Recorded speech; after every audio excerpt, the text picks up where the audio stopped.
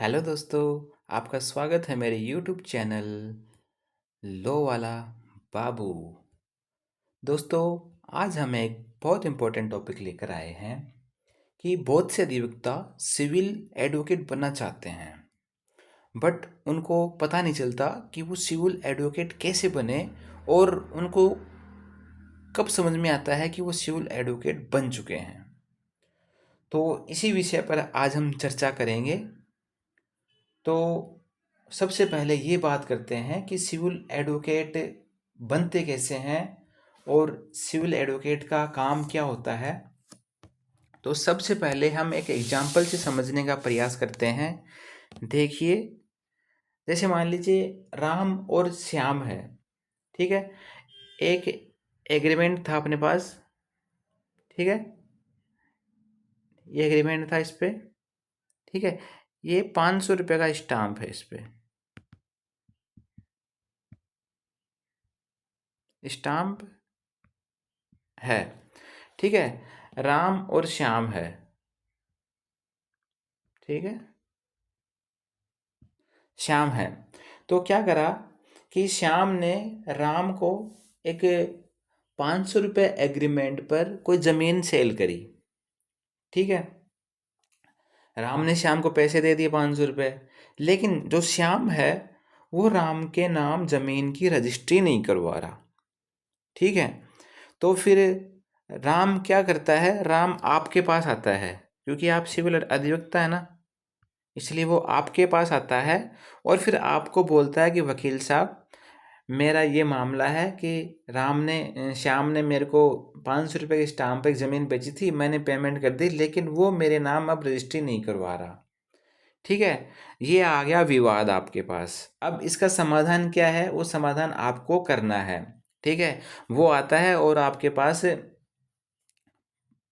पैसे लेके आता है बहुत सारे, कि ये पकड़ो आपका पैसा, और जितने भी आपकी फीस लगेगी वह देने के लिए तैयार हूँ, बस आप तो मेरा काम कर दो, ठीक है। तो फिर आपका क्या प्रतिक्रिया रहेगी, कौन कौन सी बुक्स का आपको नॉलेज होना चाहिए। सबसे पहले आप अपन बात करेंगे बुक्स की, कि भाई कौन कौन सी बुक्स होनी चाहिए जो आपको उसका नॉलेज होना चाहिए, तभी तो आप उनका काम कर पाओगे ना, ठीक है। फिर आपने यह बहुत सारे पैसे देखे, पैसे देख के आपने काम करने की ठान ली कि भाई मेरे को इसका काम करना है। तो आइए, आप वो काम कैसे करेंगे, तो प्लीज़ वीडियो में अंत तक बने रहिएगा, ठीक है। चलो आइए शुरू करते हैं। देखिए, सबसे पहली बुक आती है अपनी सीपीसी। इसमें क्या होता है, सिविल प्रक्रिया संहिता। भाई सबसे पहले आपको एक दावा पेश करना पड़ेगा, ठीक है। अब दावा की प्रोसेस क्या होगी, क्या प्रक्रिया होगी, न्यायालय में दावा कैसे लगाया जाता है, कौन कौन से उसमें डॉक्यूमेंट्स लगते हैं, कौन कौन से उसमें आवेदन पत्र होंगे, कौन से प्रार्थना पत्र होंगे, उसकी आपको जानकारी नहीं है। तो उसके लिए आपको सबसे पहले सीपीसी को पढ़ना पड़ेगा, जिसमें सिविल प्रक्रिया संहिता इसका पूरा नाम होता है, ठीक है। इसमें आपको डिटेल मिल जाएगी पूरी, कि आप एक ज़मीन का दावा या अन्य कोई एग्रीमेंट का दावा आप कैसे पैसे कर सकते हैं, ठीक है। फिर आती है बात आपके फिर आती है बात आपके कि भाई कितने रुपए का स्टाम्प पर आपको दावा लिखना चाहिए, ठीक है। उसमें कौन कौन से स्टाम्प्स लगेंगे, कौन कौन सी टिकटें लगेंगी, उसके बारे में आता है। तो उसका अध्ययन करने के लिए आपको स्टैम्प एक्ट, स्टाम्प विधि का अवलोकन करना पड़ेगा। उसमें आपको बताया जाएगा कि आप इसमें कितने रुपए के स्टाम्प पत्र लगेंगे, क्या क्या इसमें एग्रीमेंट पे कौन सी स्टाम्प लगेंगे, उसकी नॉलेज आपको स्टाम्प एक्ट से मिल जाएगी, ठीक है। फिर क्या होता है, फिर ये होता है कि जो एग्रीमेंट था वो सिंपल स्टाम्प पत्र पे था या फिर उसका पंजीयन पत्र पे करवाया गया था। तो पंजीयन कब कोर्ट में पढ़ा जाएगा और कब नहीं पढ़ा जाएगा, ठीक है। धारा 16 आपको देखनी पड़ेगी, तो वो आप कहाँ देखेंगे, वो आप देखेंगे पंजीयन एक्ट के अंदर, ठीक है। धारा 16 और 17 आपको यहीं पर मिलेगी, ठीक है। अब पंजीयन एक्ट का नॉलेज भी आपको होना चाहिए, ठीक है। आई बात समझ में।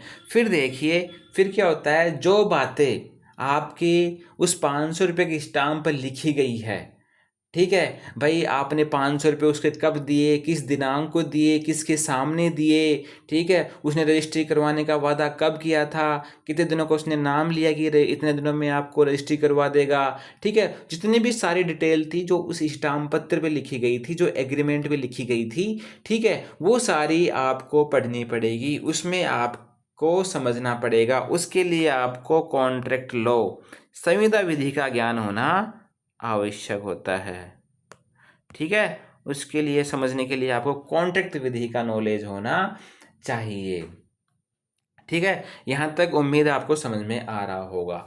फिर चलते हैं नेक्स्ट, फिर आगे चलते हैं अपन। देखिए फिर आता है यहाँ पर ये वाले एक्ट, ठीक है। फिर आता है यहाँ पे लिमिटेशन एक्ट। अब इसका क्या काम होता है दोस्तों, देखिए जैसे ही आपने एग्रीमेंट किया, ठीक है, वो एग्रीमेंट कितने दिन पुराना है, क्या वो 1 साल पुराना है, क्या वो 5 साल पुराना है, उसकी लिमिट क्या है, उसकी लिमिटेशन क्या है, उसका नॉलेज आपको पता करना होगा।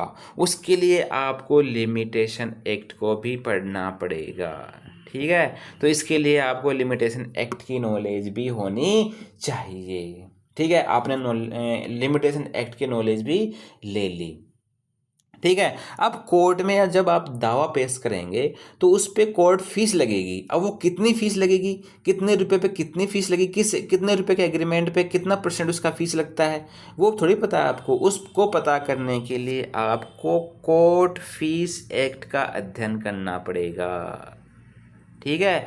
कोर्ट फीस एक्ट जब आप पढ़ेंगे तो उसमें लिखा होगा कि कितने रुपए के दावे पे कितने रुपए की कोर्ट फीस लगेगी, कितने रुपए के स्टाम्प पे कितनी कोर्ट फीस लगेगी, वो सारी चीज़ें इस कोर्ट फीस एक्ट पे लिखी होगी, ठीक है। आपने दावा भी कर दिया, स्टैम्प भी लगा दिया, कोर्ट फीस भी लगा दी, ठीक है। अब सबसे पहले उसमें क्या होगा, उसमें होगा गवाही, साक्ष्य कराएंगे आप, सबसे पहले बयान गवाही कराएंगे, ठीक है भाई, सब साक्ष्य को बुलाएंगे। अब साक्ष्य करवाने के लिए किस फॉर्मेट में साक्ष्य को बुलाया जाएगा, कब बुलाया जाएगा, क्या साक्ष्य करवाए जाएंगे, साक्ष्य के बाद में क्या प्रोसेस होगी, ठीक है, उन सबको करवाने के लिए आपके पास में BSA भारतीय साक्ष्य अधिनियम का नॉलेज भी होना आवश्यक है, ठीक है जी, आवश्यक है, ठीक है दोस्तों। इसके लिए साक्ष्य करवाने के लिए आपको भारतीय साक्ष्य अधिनियम का नॉलेज भी होना चाहिए।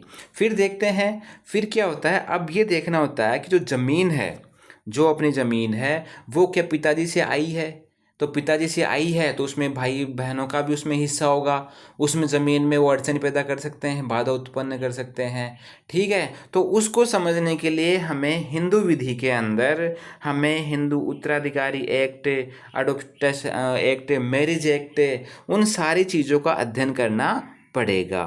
फिर ये देखना होगा कि जो ज़मीन है वो वसीयत से तो नहीं आई है, वसीयत के थ्रू तो नहीं मिली हुई है, ठीक है। इसलिए आपको वसीयत का नॉलेज भी होना चाहिए। फिर बात ये आती है कि भाई जो तामील कैसे करवाएंगे, फॉर्म कैसे भरेंगे, कौन कौन से फॉर्म भरेंगे, कब भरेंगे, उन सब का पता करने के लिए आपको सिविल लॉ का अध्ययन करना पड़ेगा। उसके लिए आपको सिविल रूल पता होने चाहिए, ठीक है जी, सिविल रूल होने चाहिए। किसके लिए, तामील कराने के लिए, फॉर्म भरने के लिए, कौन कौन से प्रार्थना पत्र लगाने पड़ेंगे, इन सभी आपको नॉलेज होना चाहिए। इस तरह आपको कम से कम एक दावा पेश करने के लिए 10 किताबों का नॉलेज होना तो आवश्यक है, ठीक है। फिर आगे एक और उसी दावे में ये मुद्दा भी आ गया कि भाई मान लो जो प्रतिवादी है उसने रास्ता बंद कर दिया खेत का आने जाने का, तो उसके लिए आपको रेवेन्यू लॉ का भी नॉलेज होना चाहिए। अगर आपके रास्ते में रोड़ा लगा दिया तो अड़चन पैदा कर दी तो उसके लिए आपको ये रेवेन्यू एक्ट भी पढ़ना पड़ेगा। इसी तरह दोस्तों आपको सिविल अधिवक्ता बनने के लिए कम से कम 20 से 30 एक्ट की जानकारी होना आवश्यक है दोस्तों। तो कम से कम आपको 20-30 एक्ट को तो पढ़ना ही पड़ेगा, ठीक है जी। अब देखिए नोट, नोट क्या लिखा हुआ है, इस नोट को ध्यान से देखिएगा। क्या लिखा हुआ है नोट में, बोला गया है जल्दी सिविल काम सीखने के लिए टिप्स एंड ट्रिक्स क्या है। तो दोस्तों अगर आप जल्दी सिविल वकील बनना चाहते हैं उसके क्या टिप्स एंड ट्रिक्स हैं, उसके लिए आप मेरे को कमेंट करें नीचे, ठीक है। और आपका फेवरेट चैनल है लो वाला बाबूजी, ठीक है। इस पे आपको लाइक करना है, चैनल को सब्सक्राइब करना है, ज़्यादा से ज़्यादा शेयर ज़रूर करना है। इसी तरह आपको इन्फॉर्मेटिव वीडियो प्राप्त करने के लिए नोटिफिकेशन बेल को ऑन कर लीजिए। Thank you, bye bye.